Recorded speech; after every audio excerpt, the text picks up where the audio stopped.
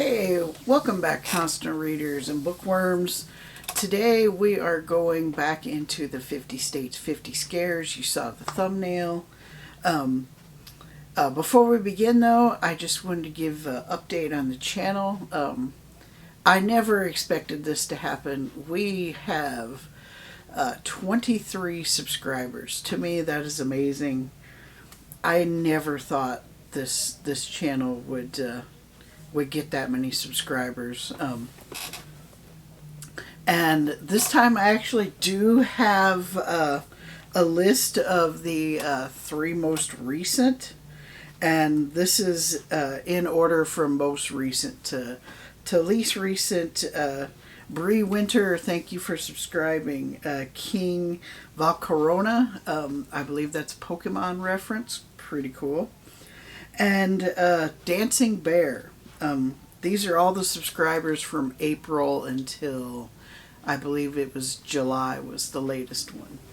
So if you're new to the channel, you may not know what the 50 States 50 Scares are. I've talked about it numerous times. I will put a link up here to the video for it. Basically what it is the short version is the New York Times around Halloween in, I believe it was 2020, put out what I thought was a really cool list. It had a lot of authors I never heard of, a lot of books that I never read, and it was the 50 scariest books that take place in each state in the United States. And they included a couple trilogies, and then they also included Washington, D.C., so there's actually more than 50 books on the list. And this is book 4 that we're going to talk about. It's for Arkansas. I'll put the playlist, the link to the playlist at the end of the video. You don't have to watch those before you watch this one. They're just stories that take place in different states. But I've already done Alabama, Alaska, and Arizona, and this is Arkansas. And you saw the thumbnail. It is John Horner Jacobs, Southern Gods. You can find this on eBay. You can also find it on Amazon. I don't know if you can find it at your local library or your local bookstore like a Books A Million or Barnes & Noble. You'd have to check on that. I got this off of eBay. You can also go to the author's website and you can buy it off of there. This is his freshman novel. And I've noticed watching other booktubers that they're really harsh on freshman novels, and I'm pretty lenient on books in general, because if a book is fun to read and I enjoyed it, I usually give it high stars. If it was just boring and I pushed to get through it, it wasn't fun. But yeah, this is his first novel. He's written quite a few books, and it's kind of a mixture of what he does. It's fantasy, it's horror. I was reading some of the synopsis to his other books on his webpage, and they all seem pretty interesting. But this was on the list for Arkansas, so kind of a deviation from how I usually do my book reviews. I have a degree in geography. If something takes place in the real world, I like to talk about it. So John Horner Jacobs is from Arkansas, and that's where this story takes place. It actually takes place in Tennessee and Arkansas. It starts out in Tennessee, and you spend a short time in Memphis, and then it moves to Arkansas. The area of Arkansas that he uses are real places. They actually exist. You can go to. He mentions Little Rock, and the story itself takes place southeast of Little Rock, and some of the towns that are mentioned are Edward, Arkansas, Stuttgart, Arkansas, and then the story mainly takes place, and I hope I'm saying this right. If you're from Arkansas and I messed it up, I'm sorry. I think it's Gethsemane. But yeah, they're real places. You could actually go and visit them. His description of them, from what I've seen, is pretty accurate. So I'm guessing he's been to these places. But yeah, it's always cool to see a story take place in a real place that exists in our world. And you can go to that place online and check it out, or if you wanted to, you could travel there. Other authors do this. My favorite author, Stephen King, does this. He changes a lot of the town names, but if you know anything about Stephen King, when he talks about Derry, Derry is Bangor. And you can just, the way he writes and the way he describes these places geographically, they even sell maps of Stephen King's Maine that have the town names, Castle Rock, and all the different places. But Stephen King does also mention real places in Maine, like Portland.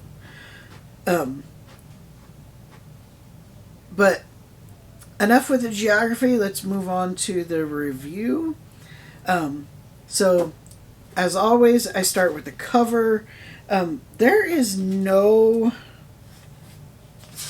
mention that I saw that talks about who did. Oh, here it is. The cover art is done by Rodrigo Luff, and it was designed by Claudia Noble. And here's the cover. I think it's a really cool cover. If I saw this cover at the bookstore and never saw this book, I would definitely pick it up. It's really kind of creepy. You got this dude playing guitar. I love the Western like font they've used for Southern Gods and the author's name down here. So yeah, it's definitely a book that I would pick up and read the synopsis, which I always seem to forget to do that. A lot of you have commented like, "Hey, you didn't read the synopsis," so I'm gonna try and make a middle note of, after discussing the cover, we'll do the synopsis. So, the synopsis on the back says, a Memphis DJ hires recent World War II veteran Bull Ingram to find Ramblin' John Haster, a mysterious bluesman whose dark driving music, broadcast at ever-shifting frequencies by a phantom radio station, is said to make living men insane and dead men rise. A bootleg snippet of Haster's strange, brooding tune fills Bull with an inexplicably murderous rage.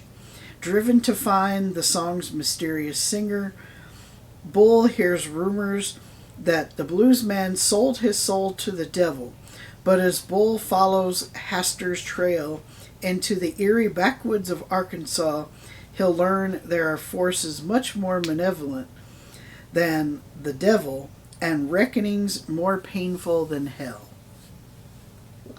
And that's a pretty good synopsis, I think, to get you to read the book, but there's way more to the story than that.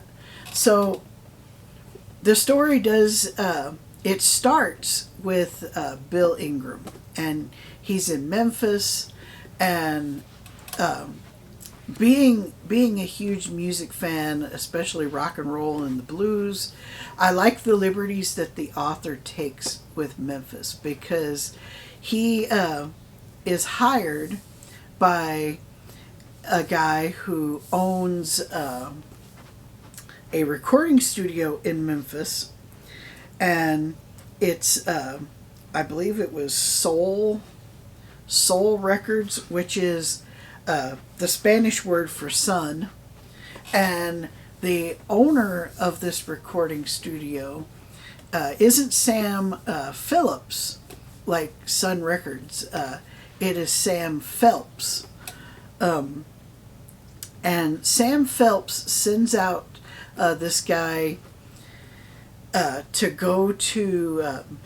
he doesn't send out Bull. He sends out this guy who's gone missing to other radio stations throughout the South to bring them 45s of Soul Records recording artists. These are all black musicians. And this story takes place in the early 1950s, like 1951, 1952. And they use the same language that was used back then. They call them race records or Negro music, Negro records. And this guy has gone missing. The last anybody heard of him was in Arkansas. And Bull Ingram is an ex-Marine who served in World War II. And he does like collections for different bookies and stuff in Memphis. If you owe the wrong people money, they send Bull to collect it. But Bull also has a reputation of being able to find people who don't want to be found. And so Mr. Phelps hires Bull and sends him on his way. Now, when the book opens, you have this short little like prologue to the story. And it makes no sense because you get this short little prologue that, I'm just looking here. It takes place in 1878 on the Reinhardt plantation. This prologue, it becomes important later on in the story. And I really can't tell you what happens in this prologue because it'll give away some of the story. But you're going to read this prologue and then you go into Bull Ingram's life and looking for this missing guy, and you spend quite a few chapters and pages reading about this, and you start to wonder, like, what's the point of the prologue? Well, you don't get the point of the prologue until like over halfway through the book, and then it all clicks. Well, in the middle of reading Bull's journey into Arkansas and looking for this guy, the story switches to this girl named Sarah Reinhardt. And she has an abusive husband that she's leaving. She takes her little girl, Franny, and they leave and go back home to Arkansas, to the family farm. And she reunites with her best friend Alice, who has two kids, Lenora, and I cannot remember the other one's name now. But they're about Franny's age.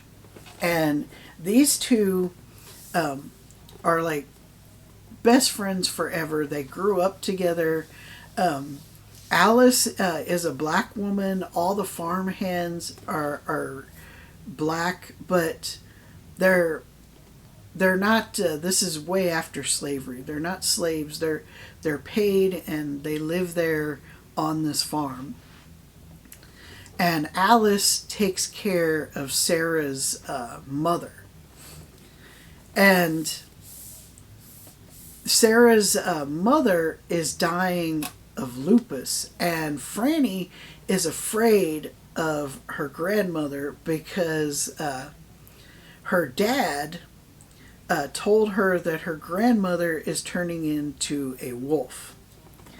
And so she won't go anywhere near her grandmother, which becomes important later on in the story. And it's these little details that the author drops throughout the story that it all comes full circle towards the end of the story.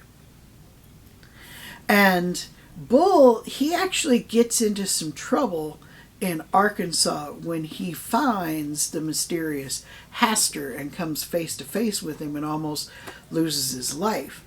And it's Alice and Sarah's kids who find him in a boat on the bank of the Mississippi River. And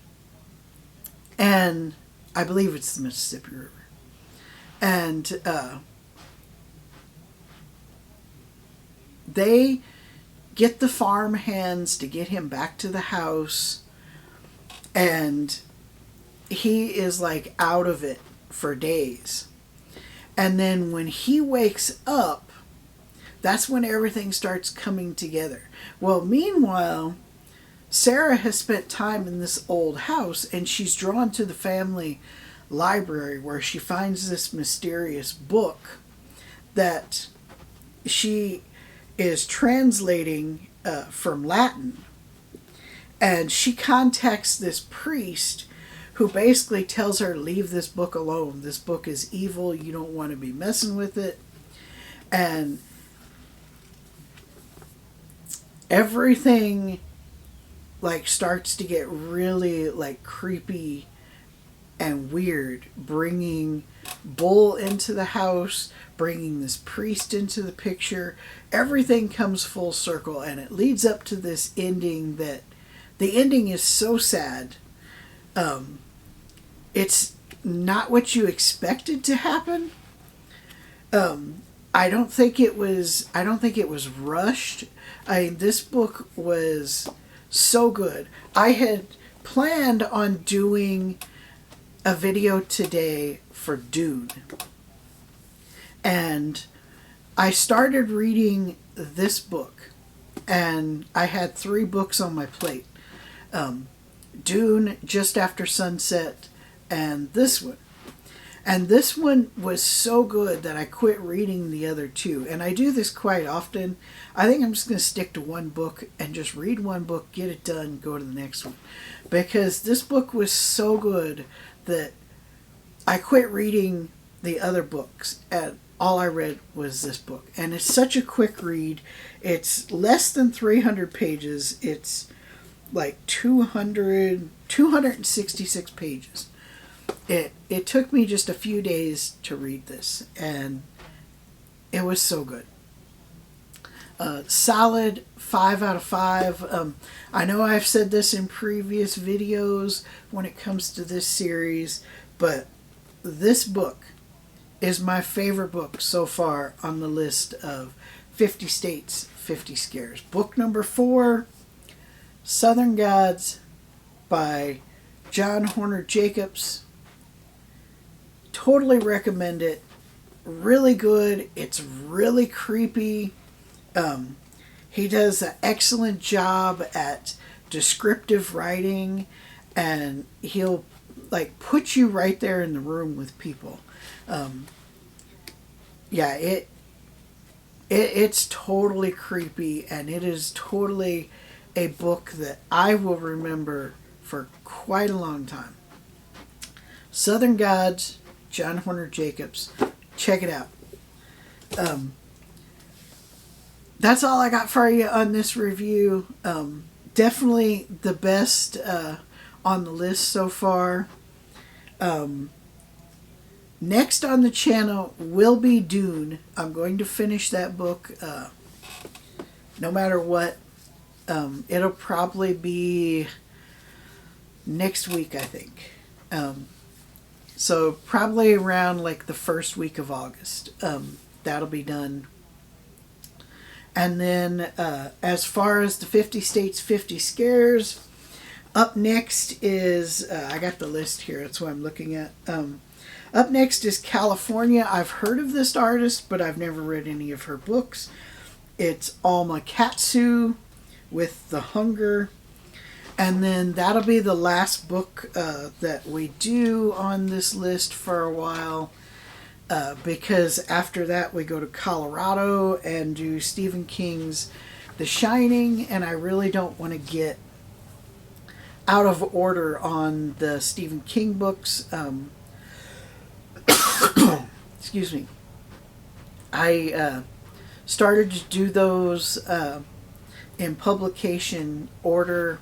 I know I started towards the end, but a lot of you reached out to me, and family and friends are like, "Why don't you talk about Stephen King? Stephen King." And it's because I'm in the middle of doing one of my read-throughs with his books, and so I always read through in publication order. The last few times I've done that, I've changed it up where if I get to the Dark Tower, I just read all of those. When I get to the Mr. Mercedes trilogy, I'll read those. When I read The Shining, I'll read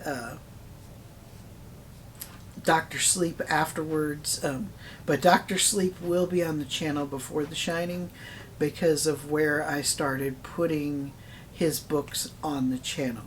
I don't remember the first book I reviewed of his, but I do have a playlist on my channel of Stephen King books, and the first video is where I was at in my read through, and since then they've been in publication order. Like I said, right now I'm reading Just After Sunset, and then the next book, it is a monster of a book. I believe next is Under the Dome, which is like 1,000 pages. That's all I have for you today. If you like this video, give it a thumbs up. If you're new, subscribe to the channel. Hit the bell button so you know when I put new videos out. I'm not on a schedule because I'm super busy with graduate school. Hopefully next year when I finish up, I'll have more time and I can kind of schedule videos on a regular basis. Until next time, read more books.